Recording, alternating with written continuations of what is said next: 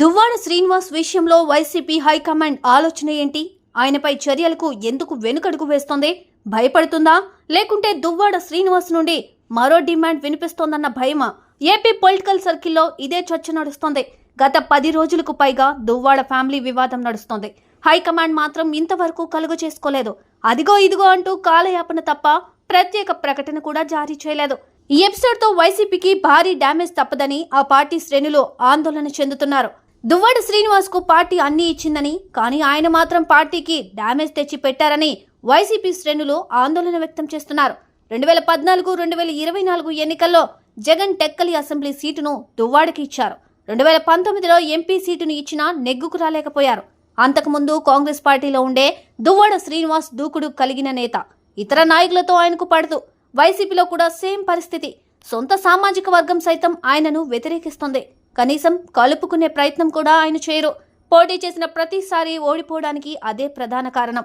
అయితే ఇలా వరుస ఓటమి చెందిన దువ్వాడ శ్రీనివాస్ కు ఎమ్మెల్సీ పదవి ఇచ్చి గౌరవించారు జగన్. ఆ గౌరవాన్ని కూడా ఆయన నిలబెట్టుకోలేకపోయారు. కుటుంబ వివాదంతో పార్టీకి పరువు తీశారు. టెక్కలిలో పార్టీని పూర్తిగా డ్యామేజ్ చేశారు. అయినా సరే హైకమాండ్ చర్యలకు ఉపక్రమించకపోవడం విశేషం. దువ్వాడ శ్రీనివాస్ దూకుడు నేత, నోరు పారేసుకుంటారు కూడా.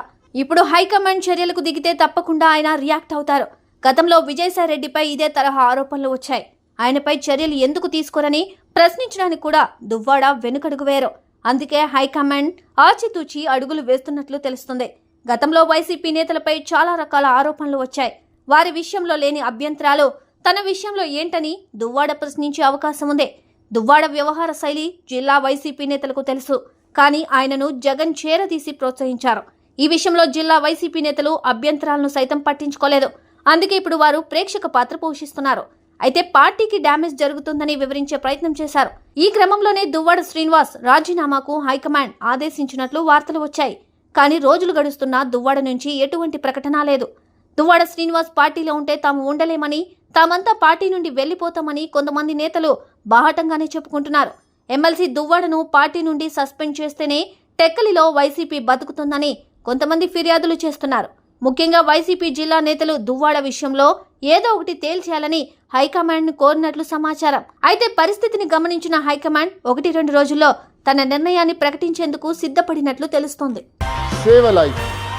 Download uBlood app. uBlood for the new blood.